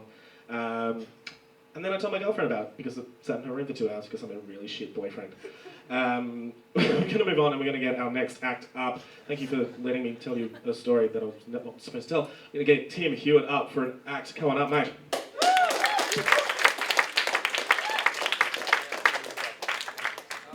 Thanks, guys. Oh, it's so lovely to be here. This is fantastic. Everyone having a fun live radio experience so far? Sick. Yeah. I just did a shaka for everyone on the radio. So what's up, dudes? I don't know. I'm so sick. No, it's good to be here. This is a lot of fun. It's great to be here, mostly because it means I don't have to do my day job during festival. I work in promotions. If you don't know what that is, it's like, you know those people on the street that sort of get you to sign up to things or give you flyers, give you handouts. That's my job. So you're welcome. No, people treat you like the piece of shit you are. It is no good. I was doing a promotion for a new for a new supermarket down on Swanson Street, and it was brutal. I was in the middle of winter. I was wearing a billboard on my back. Like, you've never really sold out until you're literally wearing advertising, just freezing, handing out coupons, and just people look at you and just drop them in your face, and you gotta turtle down because you're wearing a fucking billboard on your back. Just like, yep, no worries, mate. Have a really good day. Have such a good day, right? But my favourite was this middle-aged mum was walking past while I had the billboard on my back. She had an 8-year-old son with her, and she sort of looked at me, looked down at her son, looked at me, and again goes, "You'll end up like that if you don't do your homework." Brutal. Felt like saying, "Joke's on you, little buddy, I've got 2 degrees. It's a typical economic climate for business/media communication graduates. Fuck. 50% off Chobani yogurt in store, you fucking mole." You know what I mean? No good. It's her fault, mate. That generation ruined it for the rest of us. A few baby boomers like, no, you kind of did. No, you're right. So yeah, it's really lovely to be here. It's also great because I just finished a road trip with my mum and dad and sister. Whoa! Couple of loose units. Let's hit the road, guys. Oh my god, it was awful. They sort of picked me up in Melbourne. They're from Brisbane still. They picked me up in Melbourne, and we did the Great Ocean Road and finished in Adelaide. I think I'm the only person in Australian history that's ever been like, just get me the fuck to Adelaide, right? It was awful. I knew it was going to be grim. Like, Dad picked me up, and just straight away he's like, "Yeah, mate, bloody thrifty, ordered a Camry, got a bloody Renault, but it's not bad, actually, it's not too bad. You sit a bit higher up, I'm like, oh my god, this is just going to be 10 days running commentary on the Renault, and it was, just intermittently throughout the trip, like, gee, you haven't even filled up yet. That's pretty good, isn't it? Bloody hell, the Renault's not bad. I wanted the Camry, but the Renault's, it's all right. And just my sister in the front seat, just with 2 cameras at all times, like a DSLR, like a film camera as well. And at one point, she just goes, "Yeah, I'm thinking about starting a photography blog." Good. Like, there's a hole in the market. Fuck. It's no good. And just my mum in the back seat with me, just intermittently, to no one in particular, just reading out sort of general facts that Dad's printed off TripAdvisor or something, just to no one in particular at any random time, just sort of, "Oh, well, this is interesting. Oh, Tim, look at this. The White House in Warrnambool was erected in 18, one of the oldest in the Southern Hemisphere. Made mostly of sandstone. Sandstone brick. Keep going, Mum. This is very good." Like, it was awful. Oh, she's a very painful woman. No. I'll sort of leave you on this, guys. It's really lovely. This is a very nice gig. Sort of not sort of what I'm used to growing up in Brisbane and starting comedy in Brisbane. A lot more heckly. My favourite heckle I ever saw was in this sort of little pub on a Sunday afternoon, very quiet. No one was really going that well, and a mate was on stage and he's trying new jokes, and right at the back of the room, maybe 20 metres from where the comedy is, this woman under her breath goes, "That's not very good." But because she was such a massive bogan, just literally everyone in the pub heard her, including the guy on stage, and he kind of goes, "Yeah, I was hoping it'd be going better as well, to be honest. And then she just stops, cocks her head and goes, "You must have pretty good hearing, sunshine!" And then everyone in the bar was like, "Oh, this is now instantly better." And she just repeated sunshine about 20 times in 2 minutes. I could be like, "Oh, what do you do for a job?" She's like, "Yeah, you'd want to know, wouldn't you? Sunshine!" I've never seen a comedy set end with someone plugging the mic back in and running to their car in a car park while a middle-aged woman is just being restrained by two men just going, "Oh, we will take it to the car park, sunshine. We will go there." Yeah, so what a good supportive environment for open mic comedy. As I think that's pretty much my time, I think. Yeah. Awesome. Thanks so much, guys. This has been super fun. Have a lovely enjoy your festival and have a great drive home on Tim. Thank you very much for enjoying it. Tim Hewitt, ladies and gentlemen. I'm not going to stay for very long. We're going to get our next comedian up, and he is actually one of Sin's brightest and best. We're going to get Ben Volchok up. Coming up, mate. Hello, everybody. Give me a cheer if you're here. Yeah, that was the shortest ever existential crisis. Yeah. So I caught a plane today, and boy, my arms are tired. Yeah. I went on a coast-to-coast holiday. It was the same coast. I wanted to go to Scarborough Fair, but I didn't have the time. Yeah. Because I signed up to a frequent flyer program, right? And it's true, you do constantly get brochures. I'm going to be playing to this guy. So I went to a Greek divorce. They were pulling all the plates back together. Yeah. On my way home, I passed a sign that said black spot area. Beware pirates' curses. I saw another sign. It said, watch your step. So I did, and I banged my head into a pole. Saw another sign that said traffic jam. So I went up and said, how much a jar? And they said, no, look, we've got to tell you something. This is a really busy intersection, and we simply don't have the resources or the facilities to take apart every single car that comes past this really busy intersection and boil all the parts separately, and then put all the parts together, because that would be true jam, but we simply don't have the infrastructure to support this, so we have to boil all the parts as a whole, and all the cars just as a whole, and that really makes conserve and not jam. But we put jam to save on printing costs. I bought 3. There was another sign, it said drive-through coffee, but it's hard enough with conserve. Yeah. On my way home, I passed a pillow shop that was shutting. It was having a closing down sale. There was a sale on at the Mirror store. Buy 2, get infinity free. I also bought a chocolate shirt. Now I'm picking lint out of my belly button. I also bought a pair of shoes, but they were too big. It was too awkward to return them, so I became a clown. I went to the supermarket.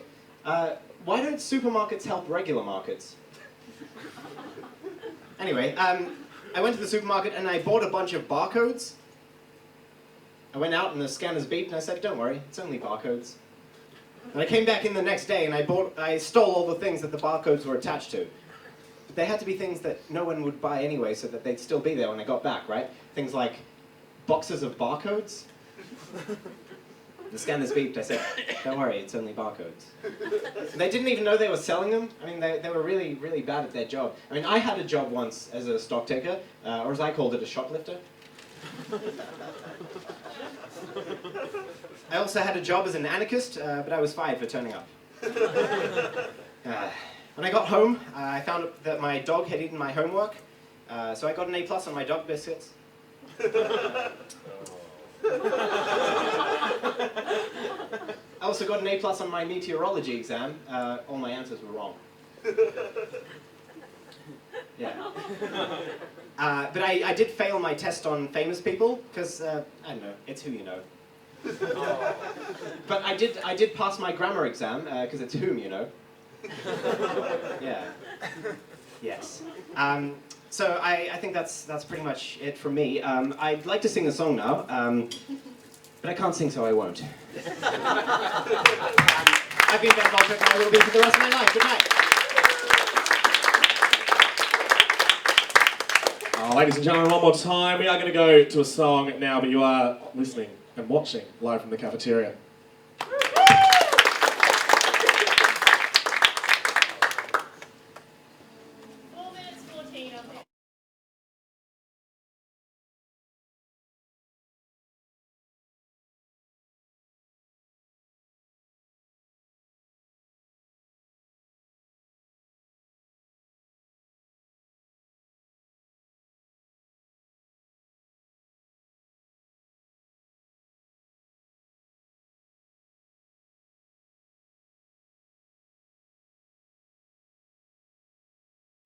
But when a woman talks about being a mum on stage, it's like, oh, I've got nothing else to talk about. Okay, so you had sex and like bread, so what? I used to be like that before I had children. But I do. Thing is, my comedy is very very personal, and I never sit down and go, I'm going to write jokes about race today. I just write jokes that affect me, and if it is, you know, I'm a very anxious mother. Then I talk about being a bit of like I'm staying in a hotel here, and it's on like the 20th floor. And the first thing I did, I phoned down reception to get duct tape to tape up the windows and the door handle, so that my son, who's 4.5 and knows never to go near a window, otherwise mummy will have a fit. I just duct taped it up, and I'm like, don't mind me, everyone, just sealing everything up. So yeah, I do talk about being a parent, but I don't sort of. I don't deliberately set out to talk about anything, so I don't pigeonhole myself. I am Iranian, I am a mum, and I do live in London, and things come into my show. So if very personal stories, do you see it as a method of sort of therapy? No, I think it's doing stuff on. I've learnt this the hard way. Doing jokes on stage about stuff that you're actually going through at that moment is not therapy. It's you need to get off the stage and have a little lie down. Once emotionally I'm past an issue, then I can talk about it. But I did some jokes about my divorce when I was in the eye of the storm on television. Yes, I got told off by a judge in court about that. Yeah. Am I sharing too much? No, that's quite a rock and roll story. Just the judge trying to tell you what to do, man trying to keep you down. I said, no, shut up, the man. You don't tell me what to do. Yeah. So I do talk a lot about stuff.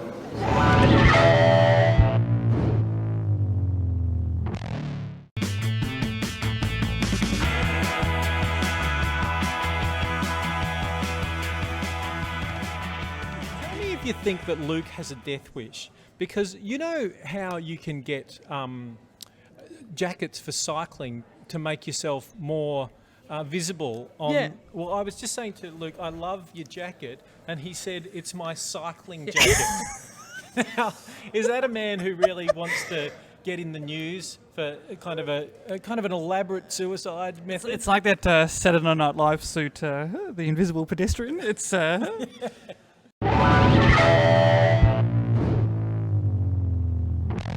Shabika Sandy, thank you for joining us on In Joke. Hello. How are you?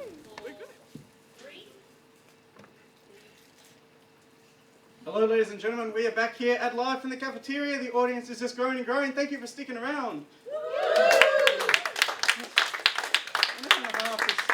too long to be watching comedy non-stop, but thank you for sticking around. We have got 3 fantastic acts still to TV. He has done all the rounds. His show, Evan, is a place on earth. I'm just giving it away. It is Evan Hocking.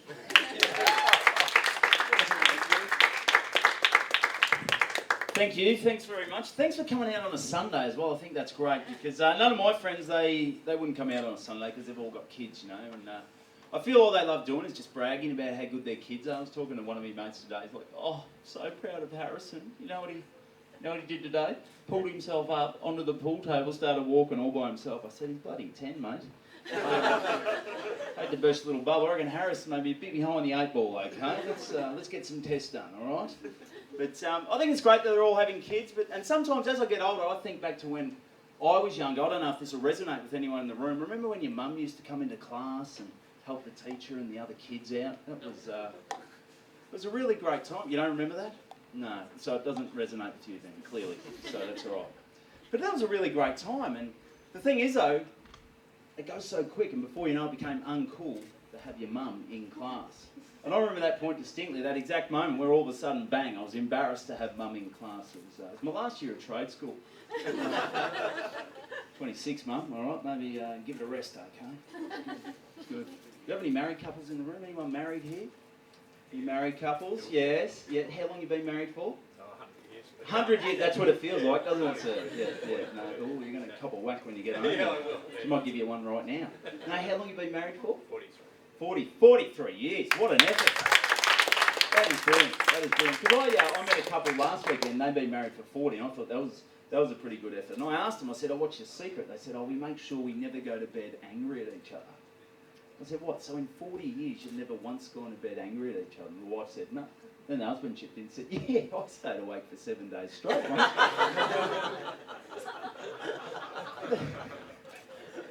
But they were a beautiful couple. The wife, she described her husband as her rock. Would you describe him as your rock? No, you don't. She's sort of for the radio listeners, she has not said a word, and she's gone bright red, and she doesn't want to answer the question. But that's with his wife. She described her husband as her rock. I thought, that's beautiful. I said, is that because he's always there for you? She goes, no, it's because he sits there and does bugger all. Covered in moss and stuff. Yeah. So my girlfriend and I, we're not at that stage. There's no way we're getting married anytime soon. We don't even live together. I live in Melbourne. She lives in Ballarat. Lucky her. And I'm doing comedy, and how good's this? She is studying medicine. Not bad, eh? Not bad. The thing is, though, when people find out your girlfriend's studying medicine, everyone's like, ooh, she must be smart, Evan. She must be the smart one in the relationship. And most of the time I think she is, I wasn't that good at school. Like, I didn't get my pen licence till year 8. But when I first met her, she wasn't studying medicine. She was working in the neuroscience department at the Alfred Hospital. Now, here's a tip for anyone out there. To work out if your partner is smarter than you, if you have to Google what they do, fair chance they're smarter, all right? Because at the time I was living in Port Douglas cleaning pools, and I'm sure after meeting me she wasn't going, pool cleaner. What the hell's he do? So I was curious. I asked her early on, because I Googled neuroscience, and I'm like, she's pretty smart. I said to her, what score did you get when you finished high school? Now, I did a gig out near Werribee a few weeks ago, and when I mentioned finishing high school, I lost them. Anyone from Werribee? No. Well, technically that's not true. I lost half of them.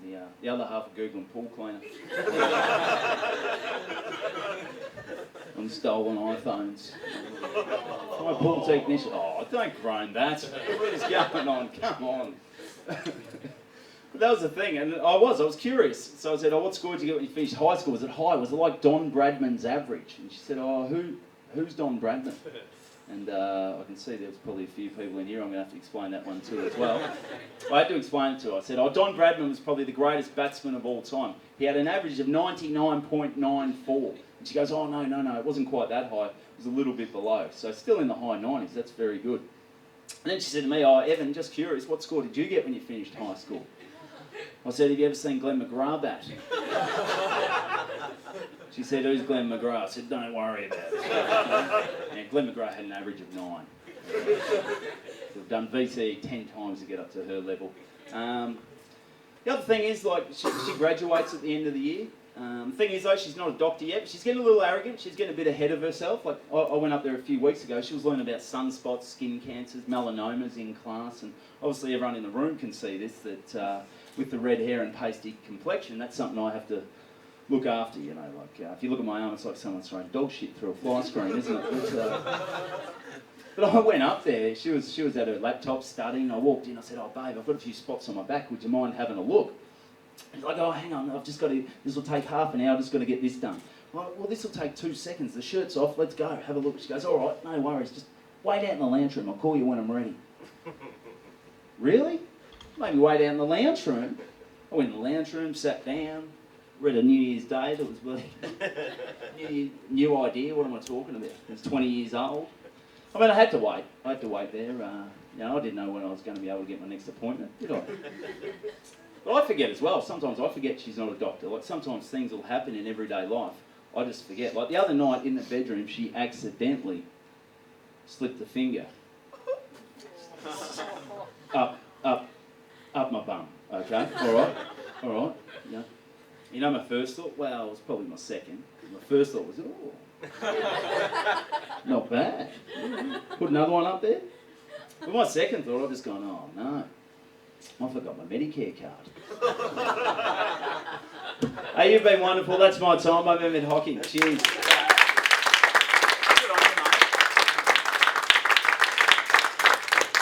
Evan Hockey, ladies and gentlemen. Not to be mistaken with the fantastic Essendon player Heath Hockey, which is the mistake I made. But he was still pretty good. So anyway, ladies and gentlemen, we better keep it rolling. We've got to be out of here in about 3 or 4 minutes. But we'll bring on our next act. He is a newbie to the Melbourne comedy scene, yet I've seen him several times, and he is excellent. It is the fantastic Luke Hughes. Hey.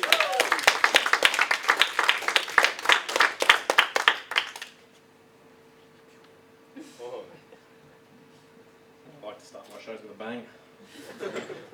Yeah, a couple of you might notice the old gun fingers. I'm a big fan. Yeah, I'm bringing them back in a big way. Big way. Now I know people like yourself might be thinking, but Luke, why the fuck do you care that much about gun fingers? My initial reaction to that would be, settle down. I feel like it's a very animated response. Like it's just a hand gesture, like settle down. I mean, there are things I might not know, like maybe both of your parents died in like a tragic hand gesture accident. I don't know, I mean, it's a very personal question, honestly. I'd probably be offended if someone asked me that. But yeah, I like the gun fingers, you know. I think I have such a strong affinity for them because my dad used to give them to me a lot. My dad was a big gun fingers kind of a guy, you know. And a lot of the good memories from when I was younger, you know, I'd be playing footy and I'd kick a goal and I'd look out in the crowd and there's Dad, you know, giving me the gun fingers. Or, you know, I'd win like the school spelling bee or something, I'd look out and there he is, he's got his video camera. You know. Or I'd be in school and, you know, a teacher would ask, you know, what's 3 times 5? And I'd go, 15, duh. I'd look out the window, there's Dad. You know, everyone would go, what are you doing here, Dad? Oh, you're not supposed to be this close to a school. Yeah. No, good memories from school though. Like honestly, some of my best memories are from school. Honestly, like I saw my first boob while I was in school as well. Yeah, it's a big time in any young man's life seeing his first boob. A very unforgettable moment for most kids, unless of course you forget about it. But I was probably a bit luckier than most blokes because the boob that I saw was actually attached to the hottest girl in school. Like legitimately, the hottest girl in school was this girl in my class called Laura. And I mean, it's kind of a long story, so I don't know if I'll be able to get through all of it. But basically, one lunchtime, I mustered up all the courage that I had, and I went up to her and I asked if I could see her boob, and she goes, yeah, and then she whipped it out. So now you might be saying, Luke, that wasn't a very long story at all. And to that, I'll say, stop interrupting the show. Now, I remember being so excited though. When I did see that boob, I was really, really excited. I ran up to my brother and I'm like, Lockie, you know Laura from school? And he goes, yeah, of course I know Laura from school. What are you talking about? I go, you're never going to believe it, but I've seen her boob. She has shown me her boob. And I'll never forget what he said to me. He goes, dude, everybody has seen Laura's boob. Literally every single person has seen Laura's boob. Every student, every teacher, you name it. Like, they've all seen it. And it did kind of get me down for a little bit because then I remembered that Laura's boob had actually run for student council that year as well. Like there were posters everywhere with pictures of Laura's boob on there. There was a caption underneath it that said, a representative you can believe in. But she'd misspelt representative and spelled it T-I-T instead of T-A-T and they capitalised the whole thing so it was like representative. Yeah, I didn't quite understand the joke at the time, but now that I've progressed a little bit I can look back at it and kind of appreciate it a bit more. But yeah, so everybody had seen the boob, and it got me down a little bit, but then I kind of really started thinking about it. It's like, at the end of the day, a boob's a boob. Really, like, it doesn't matter if it's been seen once, seen a million times. At the end of the day, a boob's a boob. Worst case scenario, that's something you can put on a resume, you know, because I'm always hearing that girls love a guy that's got a bit of experience, so, you know, I chuck that down in my little reference area, blanket email it out to every girl I know once or twice a month, and just hope to hear something back. You know, I feel like that industry experience is something that really sets you apart in today's climate, so, yeah, fingers crossed. But, I mean, I could go on for hours about all the boob that I've seen, but, yeah, I think we're a little bit short for time, so I'll keep the boob talk to there. But, I mean, school couldn't just all be rainbows and boob, could it? I mean, there are a couple of bad memories from school as well. I mean, we all We all have one, yeah. We all have a bedroom. I think we know what I'm talking about. Out of school uniform days, yeah? Yeah, we went that shit. You know, I can hear you saying. But out of school uniform days were awesome. What are you talking about, Luke? Again, stop interrupting the show. Yeah, if it happens again, I'll have you removed. Settle down. Out of school uniform days, though. Like, everyone loved them. They were great. You know, everyone would rock up in their coolest clothes and judge each other based on what they're wearing. Great fun, great fun. But there'd always be that one kid that would rock up in uniform, wasn't there? That one unfortunate kid that would rock up in uniform and everyone would call him names and throw rocks at him and shit. Yeah, that was me. So, out of school uniform day wasn't the best day in the world for me. You know, like I'd rock up in my fresh thing iron green polo thinking I'm looking pretty suave. Next thing you know, Davo over here saying things like, get a load of this bloke. Rocking up in uniform on out of school uniform day. What an idiot. But then it would get worse. They'd go, what's the matter? Can't your mum afford cool clothes? Get like real personal about it, you know, like really attack me on a personal level. But it didn't even stop there, because then another kid would chime in. Maybe if your mum worked a couple extra shifts at the brothel, she'd have a bit of spare cash. I'm in primary school at this stage. A lot of this shit's going like right over my head. Like I don't understand the concept of shift work like at my young age. But they're saying these mean things to me, and it's like once it finally got to that kind of level, that's when the teacher finally, chimed in and put a stop to it all and goes, hey, that's enough. Even if she did work an extra shift at the brothel, she'd still spend all her money on drugs. And everyone would laugh and laugh and laugh. I'd look out the window, there's Dad. No, not now, Dad. You're embarrassing me in front of all of my friends. But when Mum found out about the whole situation, she was absolutely livid, wasn't she? She actually got that mad that she went down and she slashed my teacher's tyres. But being a little kid, like in the centre of that whole shitstorm, that can really mess with you, like on a psychological level, you know. And like not just because those are terrible things that should never be said to a child, like especially in a schooling environment. The thing that really messed with me was that I was homeschooled.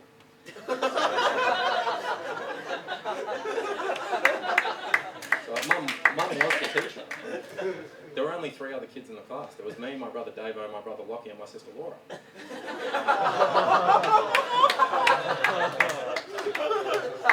I mean, a boob's a boob. Thank you, that's my God.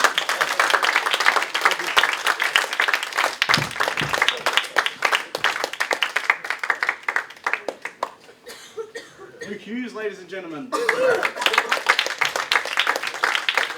Probably the funniest Hughes, apart from Dave Hughes, with a much better voice.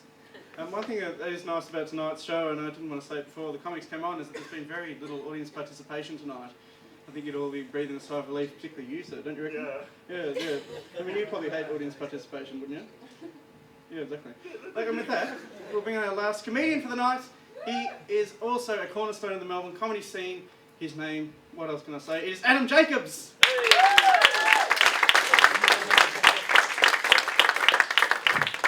Well, guys, thanks for hanging around. Gosh, you kept some energy for me? Look here, my show is called Anything Like Me, where the audience get to work out or find out if they are anything like me. And I get to find out if I'm alone. And so far, yes, I'm very alone. Hey, but no, look, people, look, let's get down to it. If you are anything at all like me, right, you keep an animal onesie in the boot of your car. Yeah. So you're driving around at night, okay? You hit a pedestrian. Animal onesie, you just stuff the body into the suit. It could have been manslaughter, people. But now it's just roadkill. Oh, it's a great crew. Yes, it's a strange conversation you've got to have with the police officer, of course. Yes, Mr. Police Officer, I can't argue with you as a particularly large bunny rabbit. And strange that he was riding a bike. Yeah, you don't see that too often, do you? No. Actually, no, look, hey, if you are anything like me, you've got a little niece, right? And she's expecting a visit from the tooth fairy, okay? And she came up to me and she said, Uncle Adam, is it always this easy to make money? Whoa. I said, only if you're a Collingwood supporter.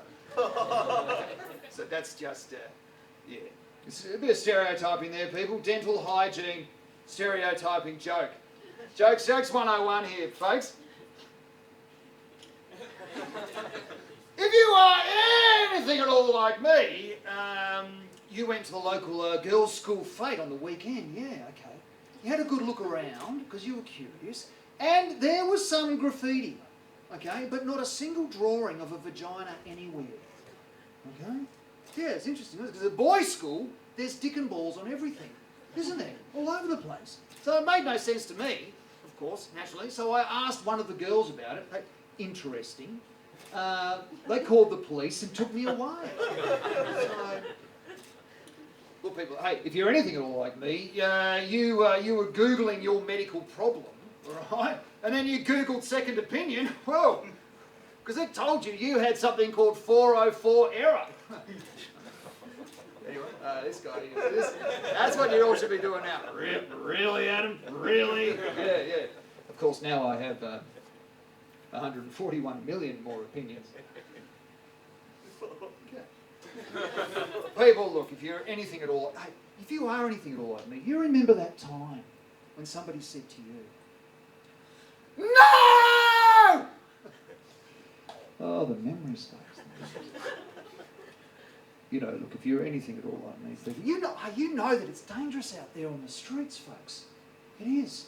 So you went down to the supermarket, you bought a massive bag of capsicums because you are going to make your own pepper spray. Yeah. On the way home, right? Hey, on the way home you get mugged. Of course, yeah. It's terribly ironic, but it does happen.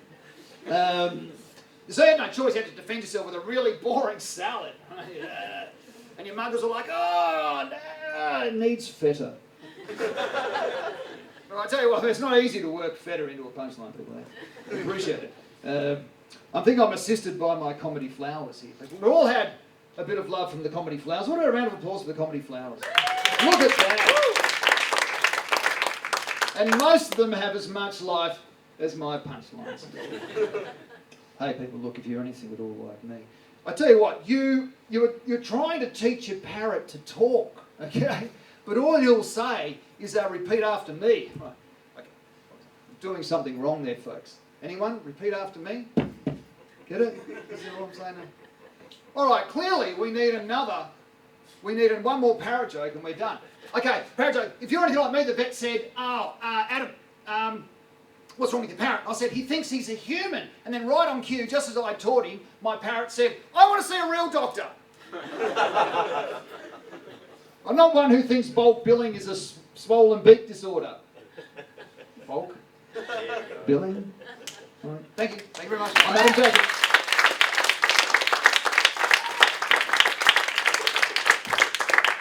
Well, ladies and gentlemen, what a way to finish the show. Adam Jacobs. I'm afraid we come to the end now, ladies and gentlemen. It has been an enormous night of comedy. Thank you all for coming. Just another round of applause for all the comics you've seen tonight. Adam Jacobs, Lucy, Josephine, Warren Gandrew. Please keep the applause going while I keep talking to many more. Thank you for coming. Can I please have the MCs come back up on the stage just to thank you. We've got so many people to thank for this fantastic evening. RMITV have done all the wonderful technical things. That was originally why we moved to the cafeteria, was because it was much easier to do the sort of technical things and the filming and the photography, which is fantastic, if a little bit strange. It is actually quite easy to film in this cafeteria. I don't think I'll be coming back for a while, even if the chicken schnitzel and hidden camera sandwich is fantastic. And also thank you to Sin, who are the mother company that have brought us all. Thank you to all the in-jokers, both on air and off air, and thank you to all the audience for coming along. Ladies and gentlemen, it has been a fantastic night.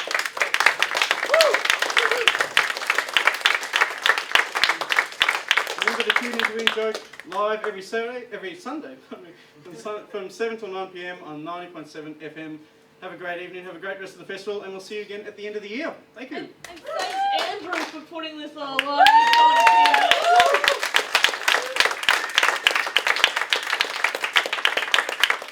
one knows what happens now. I don't know, let's go home.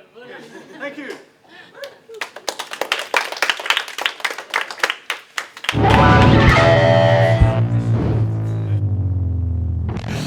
So you've had a successful show, and you've attached to musical comedy. That's sort of your niche, but it's a broad niche. How did you find a particular style, a particular variation that worked for you? I think the music is a huge part of my act. Like, I've always done music, but it's always been because I like comedy. You know, like I was a huge comedy fan at school, and then I got into songs because I liked Tripod and Tom Lehrer and all these old school, you know, and so it was never like I was musical and then, so that was a natural thing. I was really shit at piano when I was 18 years old. That's when I started playing, and I was self-taught, so it was quite late that I brought to it. But yeah, I started with the music, and I just like music because it's fun, you know, you can set a mood really quickly, and then from there, I think everyone just starts when they're doing comedy. You start off with a little bit of originality and a whole lot of plagiarism and trying to copy who you think is funny and stuff. And I think I probably only started making people genuinely laugh or genuinely interested in me when I started doing stuff that I found funny, irrespective of what the audience were thinking. And that means you have some really bad gigs along the way, you know. But there's a really great feeling of doing a routine that you're really proud of, even if the whole crowd are dead, because you know, you can walk off and go, well, you know, I found it amusing and I didn't prostitute myself much. And when you're getting started, because you weren't born Sammy J, just as a spoiler alert to anyone out there who's going, yes, I shall call know him Sammy J. Was the name part of kind of a persona behind it? Because you are the same person. It's not an act that you're putting on, but some people sort of develop into this person that they want to be, and the name goes along with that. It's a weird thing. But Sammy J is I mean, my name is Sam Jonathan McMillan, so it's a nickname from my name, and so like you said, it's not really an alter ego as such. However, since I've started working with Heath McIver, or Randy, the purple puppet we have mentioned, you know, Sammy J and Randy are very sort of different things, so we really do go into our own world and have our own sort of characters, whereas Sammy J on my own, in my solo shows now, I'm much more like, I'll talk about my wife and I'll talk about real life stuff, and so I've sort of split into two really, where Sammy J is both more real and far more fictional in his two different ways, and he apparently refers to himself in third person in an interview as well, so maybe there's three Sammy J's there. It's but you know, it's I just think I always thought it was funny because it was easy to remember when you're starting out. It's like a bit of a dickheady sort of name, and so people shouldn't forget it in a hurry. Well, we've had Alistair Tremblay-Birchall on the show before, Whoa. and yeah. Now there's a name. There's no a name one's you can sink your successfully teeth Googling into. that one. That's not happening. Australia's Except premier- maybe Alistair himself, you know, I'm sure he's plugged it in. But how did the collaboration then begin with Heath? It was specifically at a comedy night on Smith Street in Collingwood in 2005. I'm like the Rain Man. I can remember that. It was September 2005. I know this because I've got a video of the night someone gave to me, and Randy was emceeing the night. It was The Wrong Night, which was a cool little comedy night, sort of with an emphasis on filthy material and stuff. And Randy was emceeing, and I was one of the guests. And so Randy introduced me onto the stage, and I'd never seen him before. I'd been watching him in the back of the room, just thought he was hilarious, just funnier than the other comics on the bill. You know, Randy is just a brilliant stand-up in his own right, despite the fact, let alone the fact he's a puppet. And so yeah, I did my gear, and then I sort of thanked Randy at the end. So I actually met Randy before I met Heath. You know, and then after the show, I just went and said hi, and then we dug each other's gear, as it were. And maybe 9 months later, I was doing some late night shows at the Butterfly Club, and asked Randy whether he'd like to come and pop up and join, and we started doing that. So we really didn't know each other that well. All we just knew we liked each other's senses of humour, and that was the starting point. And it has somewhat blossomed since then, because we still like each other's senses of humour. We just know each other a lot more and spend most nights of the year together in various hotels and so on.